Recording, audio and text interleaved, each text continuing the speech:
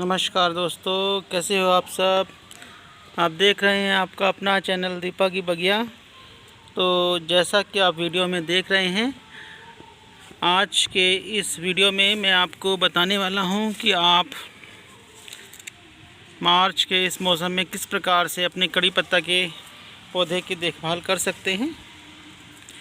देखिए, जैसा कि आप वीडियो में देख रहे हैं, कितना हेल्दी और स्वस्थ है कड़ी पत्ता का ये पौधा। और इस समय इस पर फ्लावरिंग हो रही है। ये देखिए, कड़ी पत्ता में टिप्स पर फ्लावरिंग होती है और जहाँ पर फ्लावरिंग होती है वहाँ से आगे चलकर कड़ी पत्ता दो हिस्सों में बंट जाता है, यानी कि इसकी और ब्रांचेस निकल आती हैं। यानी कि फ्लावरिंग के साथ साथ ये जो कड़ी पत्ता का प्लांट है आगे चलकर और घना हो जाता है। तो जैसा कि आप देख रहे हैं, पूरी तरह से हेल्दी है ये कड़ी पत्ते का प्लांट। और इसके पीछे कारण ये है कि इसकी बहुत अच्छे से देखभाल की जाती है और हर प्रकार से पानी का, फर्टिलाइज़र का ध्यान रखा जाता है। ये जो कड़ी पत्ता का प्लांट है ये ज़मीन पर ग्रो हुआ है, यानी कि इसको ज़मीन पर बोया हुआ है। ये जो कड़ी पत्ते का प्लांट है बहुत ही ख़ास किस्म का है और इसमें जो खुशबू है कड़ी पत्ते की, बहुत ही तीव्र खुशबू है। जो इस तरह के कलर्स वाले, इस तरह की पत्ती वाले प्लांट होते हैं दोस्तों, ऐसे प्लांट्स की खुशबू बहुत अच्छी होती है। इसके अलावा मैं और प्लांट्स आपको दिखाता हूँ जो कि मैंने अपने प्लॉट पर, यानी कि ज़मीन पर ग्रो कर रखे हैं। देखिए दोस्तों, ये जो दो लंबी शाखाओं वाले ये प्लांट हैं, ये दोनों के दोनों कड़ी पत्ता के प्लांट हैं। मुझे कैमरा हाथ ऊपर करना पड़ेगा इसके फ्लावर दिखाने के लिए, क्योंकि ये बहुत लंबे चले गए हैं। लंबे जाने का कारण ये है कि मैंने इसको, इन दोनों पौधों को जानबूझकर लंबा रखा है। इनकी टिप्स को ऊपर से तोड़ा नहीं है। जब ये थोड़ा सा ऊपर ग्रो हो गए, क्योंकि ये ज़मीन में लगे हुए हैं, तो नीचे नीचे फैलने की बजाय ऊपर लंबे होना ज़्यादा अच्छा रहेगा। ये गमले में नहीं है, तो इसलिए मैंने इनको इस तरह से इनका देखभाल की है कि ये लंबे हो जाएं। लेकिन अब लंबे होने के बाद मैं चाहूँगा कि इनमें से ढेर सारी ब्रांचेस ऊपर से ग्रो हो जाएं।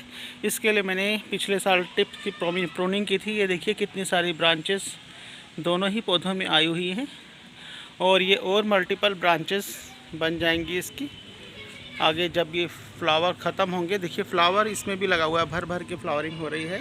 बहुत सारे फ्लावर के गुच्छे बने हुए हैं, 1 2 3 4 5, ये 6।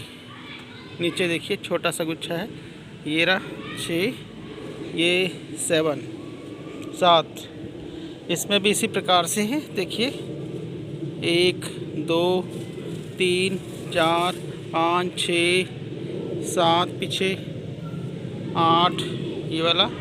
तो बहुत सारे फूल जो हैं खिले हुए हैं और जैसे जैसे मैं कैमरे को फूलों के पास ले जाता हूँ तो मुझे फूलों से बहुत ही भीनी भीनी खुशबू और बहुत मधुर मीठी खुशबू आने लग जाती है। जैसे कि आम के पौधों में भी ऐसा ही होता है, बहुत मीठी मीठी खुशबू सुगंध छोड़ते हैं, क्योंकि ये स्प्रिंग सीज़न है। और स्प्रिंग सीज़न में सब, ना केवल पेड़ पौधों बल्कि जड़ी बूटी और दूसरे जो जंगली पेड़ पौधे होते हैं वो भी खूब फूल इत्यादि देते हैं, फूल बनाते हैं और उनमें जो है नई नई कलियां आती हैं, नई नई कोपलें आती हैं और जो सारी की सारी नेचर है बहारों की तरह खिल जाती है। तो बात कर लेते हैं दोस्तों इस कड़ी पत्ता के प्लांट की केयर के बारे में। दोस्तों, ये कड़ी पत्ते का प्लांट क्योंकि ज़मीन पर लगाया हुआ है, जो पहले वाला प्लांट दिखाया था वो भी ज़मीन पर लगा हुआ था, ये ज़मीन पर लगे हुए हैं। इसीलिए दोस्तों इनमें मैं डालता हूँ काव डंग कंपोस्ट, बिल्कुल सड़ी हुई गोबर की खाद। गोबर की खाद जितनी ज़्यादा सड़ी हुई होगी पौधों के लिए उतना अच्छा है। कभी भी नई गोबर की खाद या फिर आधी सड़ी हुई गोबर की खाद पौधों की जड़ों में ना डालें, क्योंकि होता क्या है उसमें कीड़े पनप जाते हैं।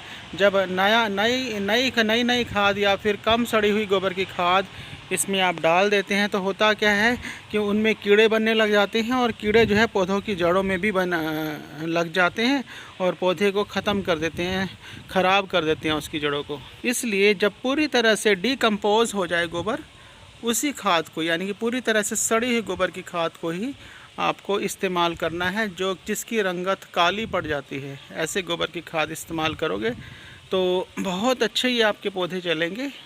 दूसरा, क्योंकि ये जो पौधा है ये गर्मी का पौधा है, ये गर्मी मांगता है, ये गर्मी के मौसम में बहुत अच्छे से चलता है, इसलिए इसको जो है बहुत ज़्यादा बार बार पानी देने की ज़रूरत नहीं होती है।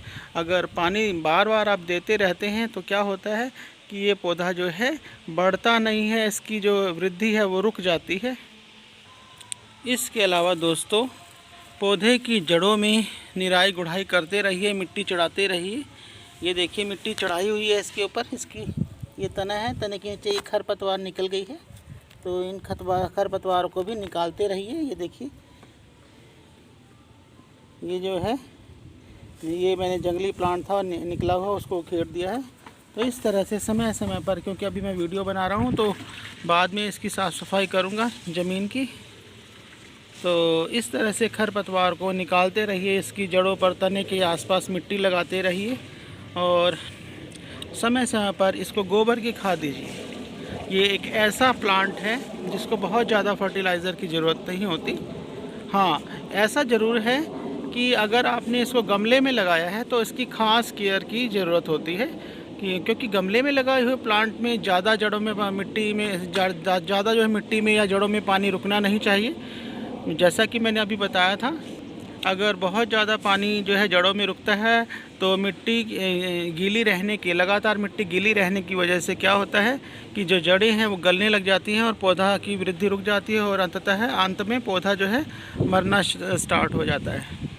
इस पौधे पर जो है बहुत ज़्यादा किसी फंगीसाइड या फिर हम कह लीजिए कि कीड़े मारने वाली दवाइयाँ नहीं डालनी चाहिए, क्योंकि ये पौधा खाने में प्रयोग होता है, भोजन में इसके पत्ते प्रयोग किए जाते हैं। इसलिए इस तरह की जहरीली दवाइयों से बचना चाहिए। बहुत सारे लोग क्या करते हैं, वो इन पर जो है फंगीसाइड या फिर केमिकल फर्टिलाइज़र या केमिकल पेस्टिसाइड डालते रहते हैं, जिससे क्या होता है पौधा जहरीला हो जाता है, जो कि खाने में स्वाद बढ़ाने की बजाय हमारी बॉडी को नुकसान पहुंचाना शुरू कर देता है।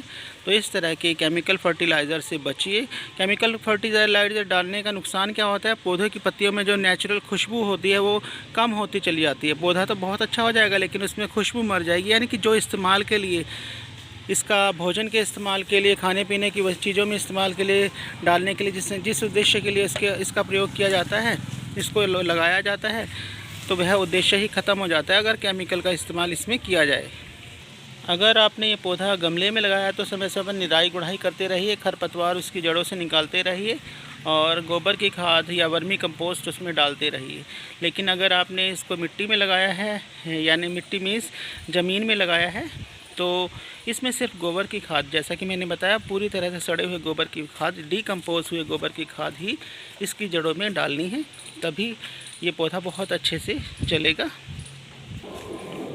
तो दोस्तों, उम्मीद करता हूँ कि आपको मेरा ये वीडियो पसंद आया होगा